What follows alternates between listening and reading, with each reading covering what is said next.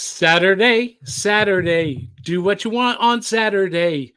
Watch cartoons, ride your bike, eat whatever the heck you like. Oh, yeah, we live for Saturday. Hey there, friends and foes. Good evening, multiverse. This is not Saturday morning. This is Wednesday night, and this is Wednesday Night Bites, our exclusive live stream just for our Patreon supporters. This is a chance for you as a Patreon supporter to come on camera with me and maybe with some of our other co-hosts who will be joining us and just talk about pop culture in general. If you want to talk about Star Wars or Avengers or, your favorite Saturday morning cartoon, that is great. There's no planned agenda except for what is about to happen next. And who am I? I am the prophet of pop culture, John Pica. You can call me Johnny. Avengers comic books, Star Wars movies, and Saturday morning cartoons made me who I am today. Now, you guys know that we're in the middle of a series on our Saturday morning show called Weekdays 101. And we are going through the weekday animated shows. And this show, the upcoming show, is She-Ra, Princess of Power. So to talk about She-Ra, Princess of Power, I reached out to a really good friend of mine. He was a scriptwriter, storyboard artist for Filmation. He worked on this show, She-Ra, and so I said, hey, I got some questions.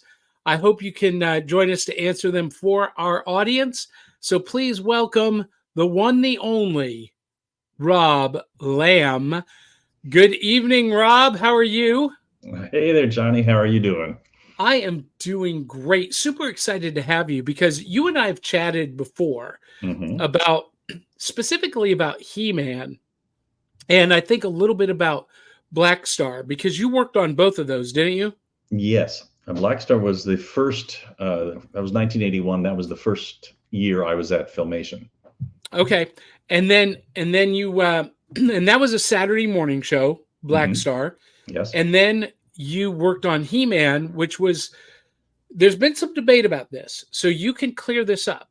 Was He-Man the first true made for weekday animated series?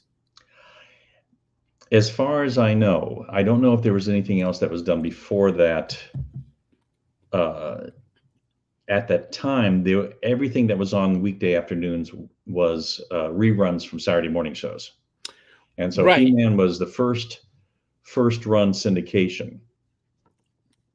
So did He-Man come out before G.I. Joe and the Transformers? Yes. Okay. We had, for the first year, we had the entire weekday afternoons to ourselves. All right. And so that explains a lot about the G.I. Joe series because, they put up 2 miniseries as a trial, 2 5-part series, and then they ordered a full series, 65 episodes that they did all at one time.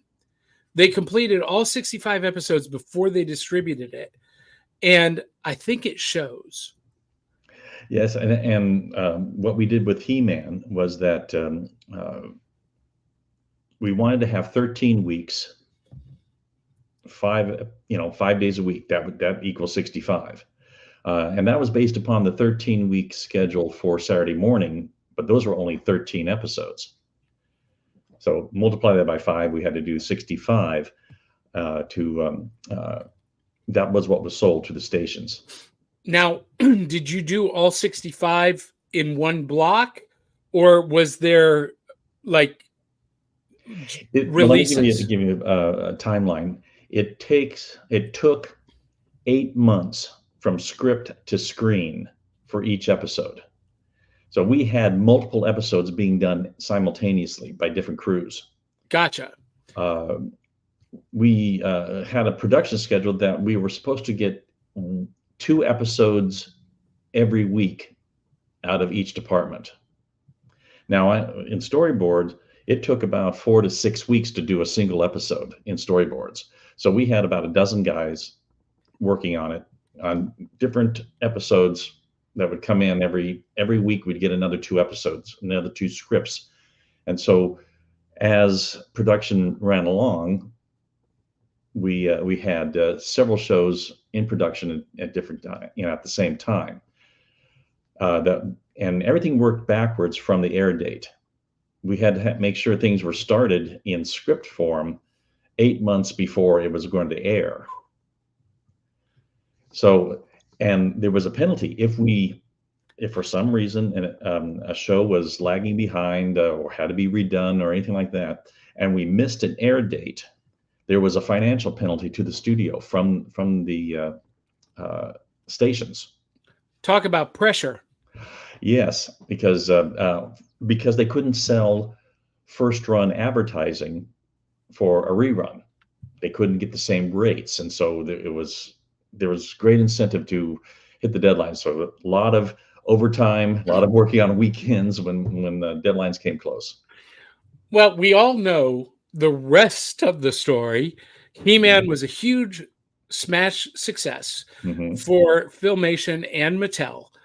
And along comes She-Ra, Princess of Power. Now, you told me in correspondence that you were a scriptwriter on She-Ra for the first season, and then the second one you were doing storyboards as well. Yes. So talk to us about, we know the motivation of the studio must have been, or was it driven by the studio, or was it driven by Mattel to capture the girl market? It was a little bit of both. The He-Man toys did very well. The TV series did very well, and there was some, feeling like the girls were being left out. And so I remember that I was in the writing department. I had joined the writing staff. I moved from storyboard to writing during second season He-Man, and we went right into first season She-Ra, and we did a field trip to Mattel headquarters in Hawthorne, California, and the toy designers were presenting the toy designs. Now, part of it was they had come up with some more villains called the Horde that they had intended to be for He-Man, but we were done with doing the He-Man show, and so those became the villains for the She-Ra series and the Fright Zone and all that. So the villain designers, a bunch of guys, they were showing how creepy their characters were. Then they would leave, and then the designers of She-Ra and Glimmer and Cast a Spell and all that, basically they were repurposed Barbie dolls, and they'd show, and see, here's where She-Ra's cape can become a skirt, and she has shoes and a purse. They were doing all that kind of stuff. So it was interesting. They were trying to maximize the material that they had, but we developed a lot of the storyline on She-Ra. Larry DiTillio was instrumental in doing that, and so we had the presentation from Mattel, and then we took it and developed into a series. So as I've been watching this series this week, watching the first story arc, a couple of things stood out to me about She-Ra versus He-Man and the Masters of the Universe. I really felt like there was more intentional thought put into the characters of She-Ra. That there was, I really felt like a lot of the He-Man characters were just very, hero of the week, generic to sell toys. But it really feels like that with Adora and Glimmer and even Hordak, that it was a more intentional storytelling. Is that true? That is very true. We had a lot of experience doing basically 130 episodes of He-Man. We did 2 full seasons. And after that, the stations didn't want 2 full seasons. They just wanted one season they could repeat over and over again. So, but He-Man, because it got ahead of it, was the forerunner. We had a lot of that. And one of the things that those of us in the writing staff said, we want to take it up a notch. We want to develop the characters more. We want more of a backstory to what's going on. For example, one of the scripts that I wrote was called Micah Bright Moon. I came up with Glimmer's father, Micah, and I wanted him to stay around, but because of some restraints that he wasn't, because they didn't show the shows in sequential order, there was some concern that why isn't King Micah here when he was there? So I had to get him out of the story at the end. That I got to go fight against the Horde. I'll come back later. But we really did try to give more background to the characters, flesh them out a little bit more. And I felt like as well that even the animation was just a step above. Mm-hmm. Very, very clean, very smooth. A lot of people have always said that, He-Man was maybe the pinnacle of Filmation's animation, but I really think She-Ra might have been. Well, I'll tell you, when you're doing this sort of thing all the time, and what He-Man provided was year-round employment. Saturday morning shows, we would work for about 6 months and be laid off for 6 months. And it'd be a mixture of, some shows were cartoony, and other shows were more realistic, like Black Star. With He-Man, we had all these episodes where people were drawing realistic characters, and the animators got better at it. And so by the time we got to She-Ra, there was a lot of skills that had been refined. And I would say that from an animation standpoint, I'd take it one step further, even past She-Ra, to our last series, Brave Star.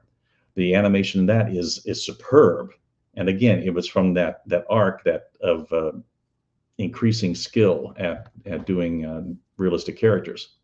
But yes, I would say She-Ra had better character animation, and overall it was better. And I was really struck by how well crafted the score was. It really felt like a film score on these episodes. Yeah, we had an in-house composer, and I would sometimes go down to his room to see what he was doing, and the different themes that he was coming up with. For those of you who don't know, that was really a hallmark of Filmation's shows to begin with.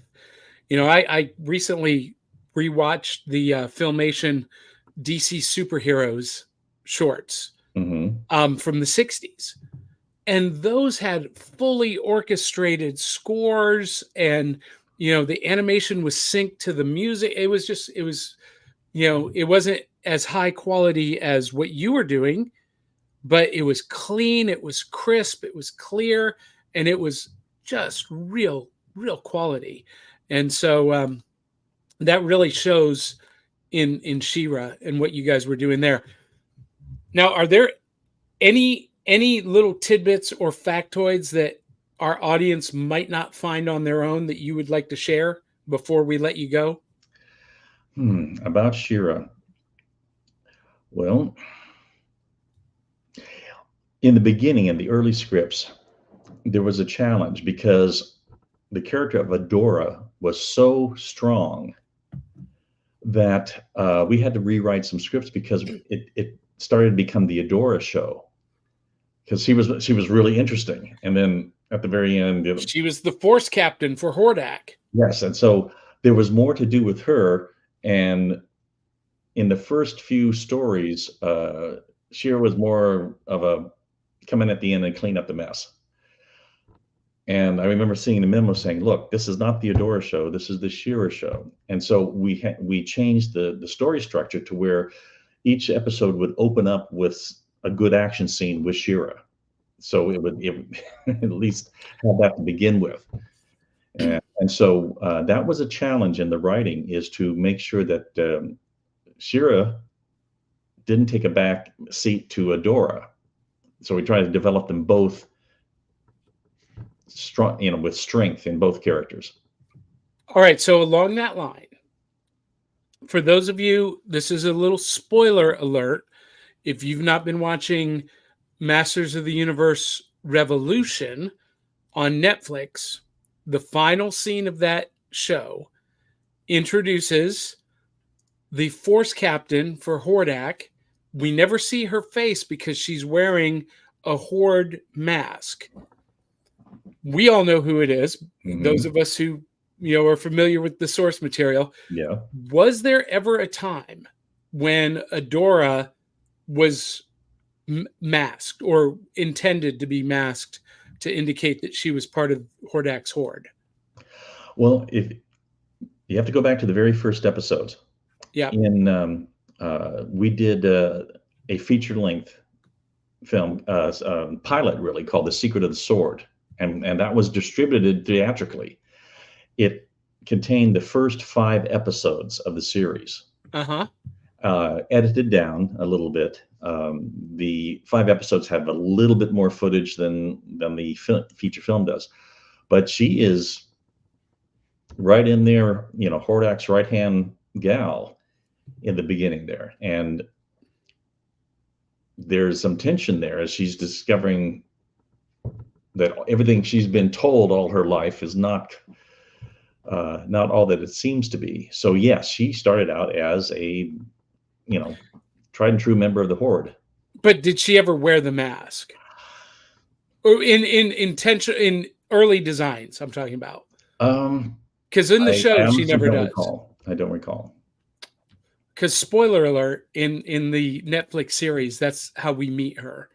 She's wearing a mask, and so anyway,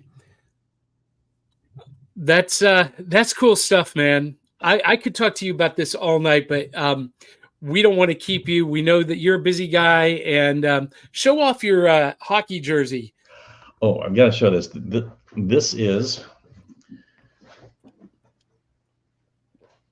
usually Battle Cat.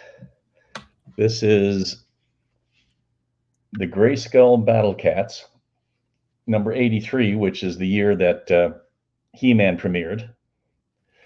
And this saw a fan wearing this at the Owensboro Comic-Con last October, and I said, I gotta have one. And my wife, love her, she got it for me for Christmas. And it's from geekyjerseys.com. So give cool. them a plug. They do fantastic work. It is really, really well made. And they have some other ones from Masters of the Universe. They've got an Orko one. I think they have Man-at-Arms. They have a Castle Grayskull one. And then they have jerseys from other franchises. So I'd say, go take a look at them. They were very well, and they're numbered. Like this is 37 of 300. So they just made a limited run. That is very, very, very cool. I'll give one more little plug. My wife and I will be guests at the Lexington Comic-Con in, let's see, that's the first full weekend in March, I believe. This wow, right around the corner. Yeah, 7th, 8th, 9th. Yeah. You know what? I've not been back to Lexington Comic-Con in maybe 10 years, and my family lives there. My aunts and uncles, everyone I went to college with at EKU is there. Mm-hmm. You know what? I'm making a commitment. I'm coming up to Lexington this year. You come up. Hey, you got a place to stay. That's a plus. Yeah. My aunt and uncle have an apartment for me. The convention runs Thursday through Sunday. We're just going to be there Friday, Saturday, and Sunday. Very cool. Very cool. So check out, and do you have a website, Rob, that folks can visit? Yes, it's robertartwriter.com. robertartwriter.com. Yes, 3 words run together. All right. Very cool. Well, thank you so much for joining me tonight. Thank you so much for sharing some of the under the hood, behind the scenes info on He-Man and especially She-Ra. And can't wait to see you again. And with that, we'll say farewell to Rob Lamb. Have a great rest of the night. All right. Bye-bye. Bye-bye. All right, guys and gals, that was Rob Lamb. That was awesome. And we had a great time filming that Wednesday night. And let's see, he's kind of stuck there. All right. And you're free. So hopefully some folks tune in tonight, want to share some new comics. Yum. So today is New Comics Day. And because of the ice storm and snowstorm that we had in Middle Tennessee last week, some stuff didn't come in on time. So I got it today instead of last week. So I got a huge, huge stack. But first, let me show these because these are maybe the coolest. You guys know, if you've been watching, I love the facsimiles that Marvel and DC have been doing. We'll be showing these off more in depth. But Amazing Spider-Man and Marvel Superheroes Secret Wars, these are recreated exactly like they were in the 80s. Artwork, ads, all on high-grade paper with remastered colors, but just brings back every memory. And you guys have heard me talk about Olympic greeting cards and Captain O. I finally found the ad. This is it. This is Olympic greeting cards. And where is the Houdini Magic Kit? It's on here because I just saw it. I just saw this when I was reading this. It's here. There it is. Oh, no, it's the Blackstone Magic Show set. Right there where my finger is. The Blackstone Magic Show kit. I sold 10 boxes of Olympic greeting cards to get that magic kit. So that's kind of the start of things for me professionally as a magician. Got the Amazing Spider-Man facsimile of issue 252. This is the introduction to the black costume Spider-Man. And of course, he actually gets this costume in Secret Wars. But this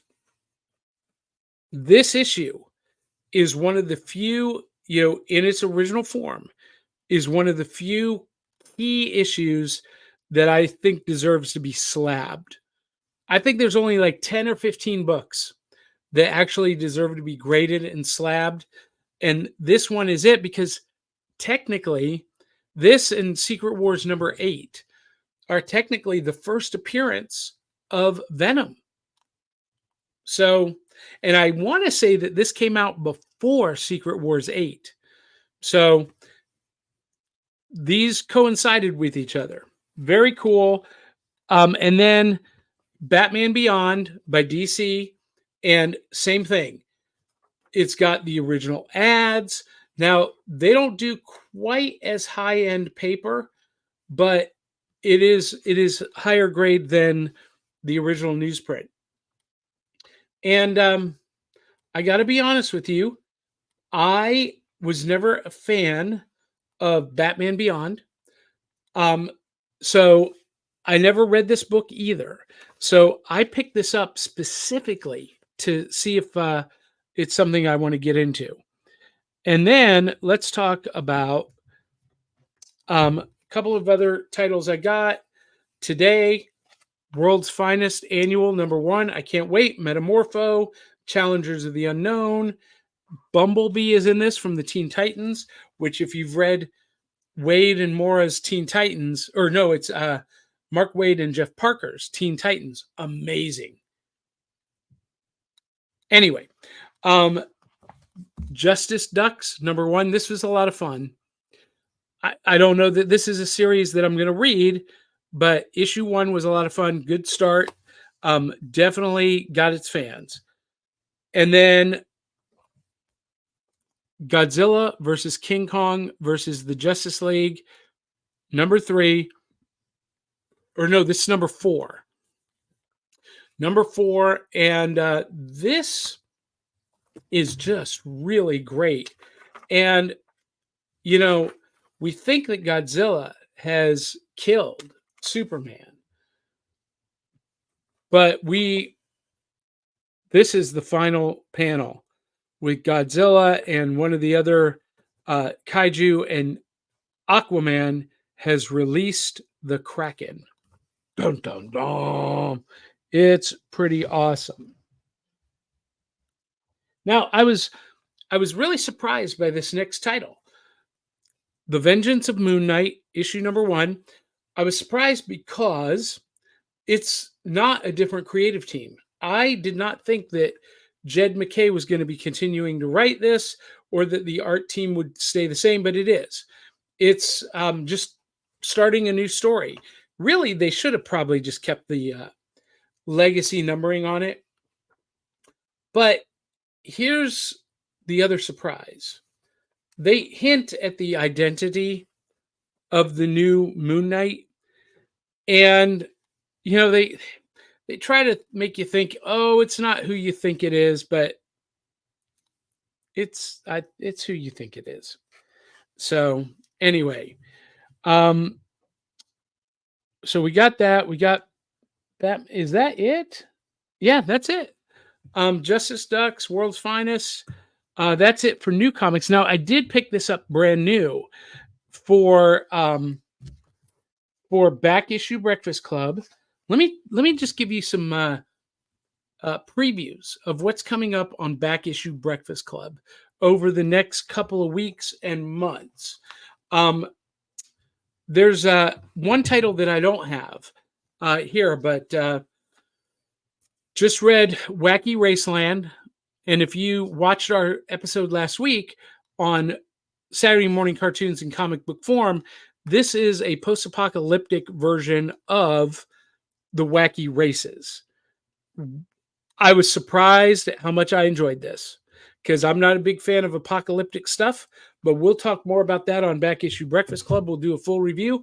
Godzilla Rivals Round 2, and I might have to pull out Round 1, because I don't think we did a review on Back Issue Breakfast Club of Round 1. We did a quick overcap on one of these Wednesday night bites, but to do a full review, I think we're going to have to do Round 1 and 2.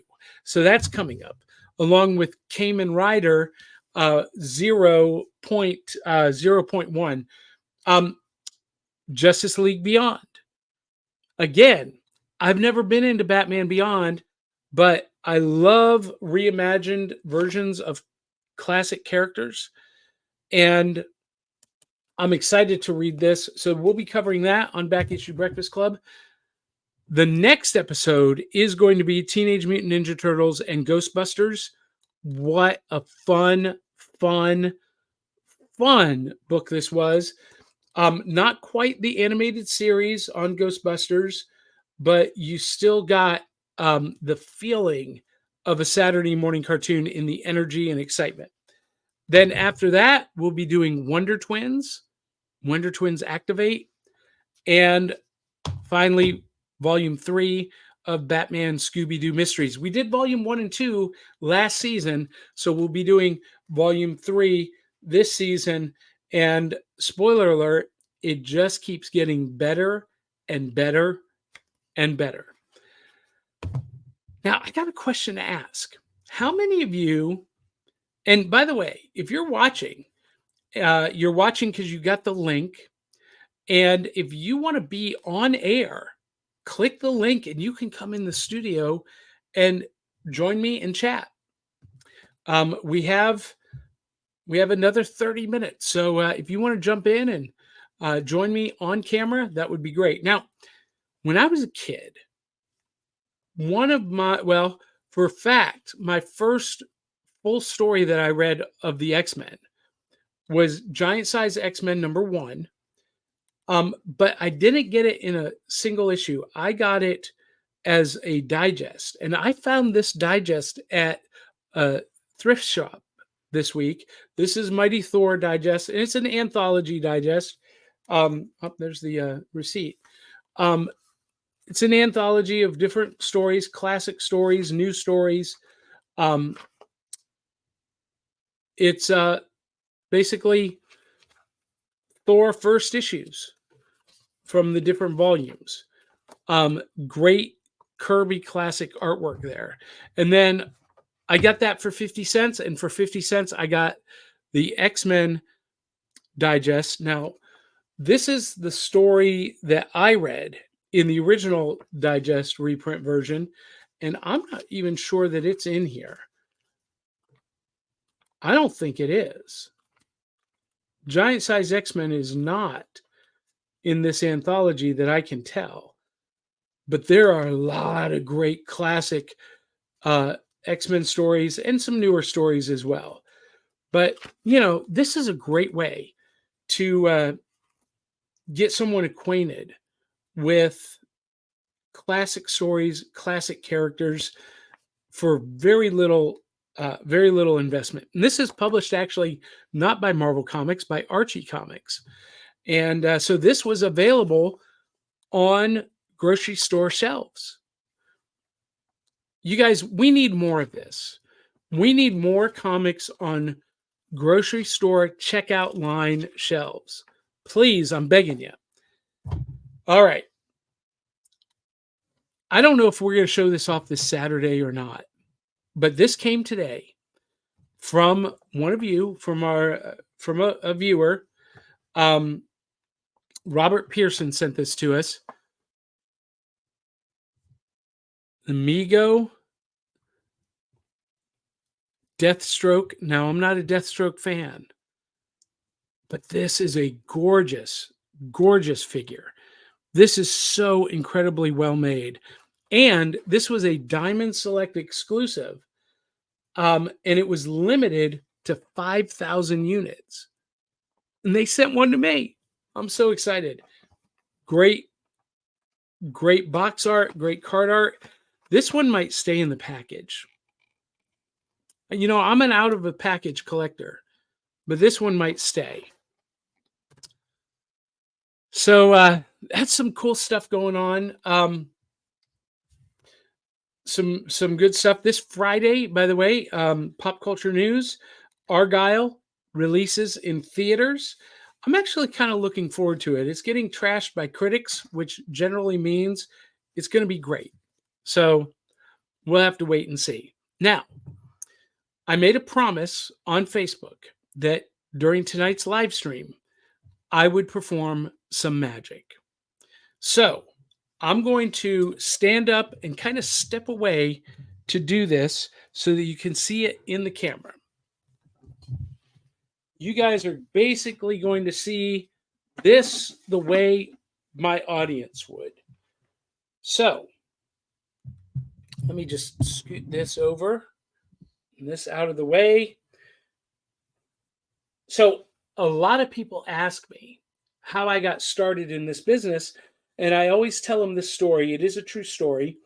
My mom and dad took me to New York, and while my parents were shoplifting in Macy's, I found my way down to the corner of 42nd Street and Broadway. And there on the corner, with the noonday sun in front, a don't walk sign behind, there was this guy who was wearing a battered old fedora and a painted tie that looked like someone couldn't guess his weight at the carnival. And he had a cardboard box set up as a table, and he was playing the Monty, the 3-card Monty. And every civilization, every culture has their own version. He was playing the New World version. Now, see if you can follow this. The top card had a red diamond on it. Red diamond. The middle card also had a red diamond on it. The bottom card had a blue diamond on it. So he took the blue diamond and he said that this was the money card. And if we could follow the blue diamond and guess where he put it, we'd win $1. If we guessed wrong, we'd lose $1. And he put it on top and he asked if I wanted to play. And when I said yes, he made a move like this and asked me where the blue diamond was. I said, well, that's easy. I saw you put it on the bottom. And he said, wrong. That's a red diamond. You owe me $1. He said, but I'm going to give you a chance to win it back, kid. You can either pick the top or the middle. The top or the middle. It's up to you. I thought it must be on the top. I was wrong. It was a red diamond, and I owed him another $1. And then I said, but wait, if it's not on the top and it's not on the bottom, it has to be in the middle. And he said, no, that's another red card. You owe me another $1.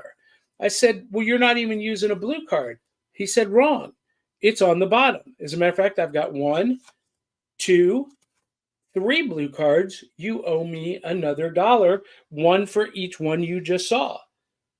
I said, wait a minute, you're using more than 3 cards. He said, wrong. 1, 2, 3.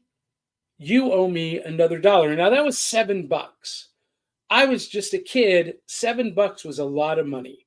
So he said, kid, I'm going to cut you a break. He said, I'll turn over a blue and I'll turn over a red.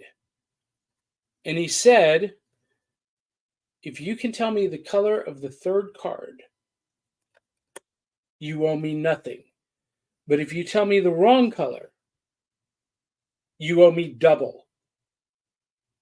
$14. I took a guess. You take a guess. Red or blue? What do you think? Red or blue? See, that's what I thought too. But I was wrong. It was actually green, and I owed the man $14. And that's the story of how I got started in this business. That really happened. Boom. Hope you guys like that. I'm going to be doing more and more of that on these live streams. Maybe I'm going to set up a second camera. This is the first time trying that out tonight, so I might revisit that under a more formal scenario. Well, that's all I got for tonight.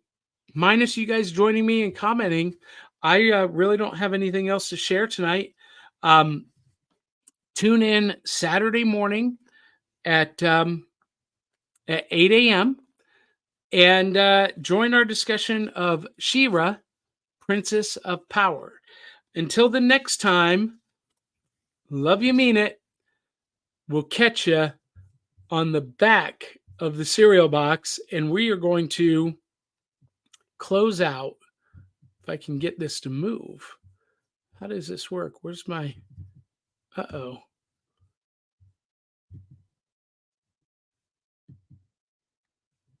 My cursor is not here. Oh, no, I need a...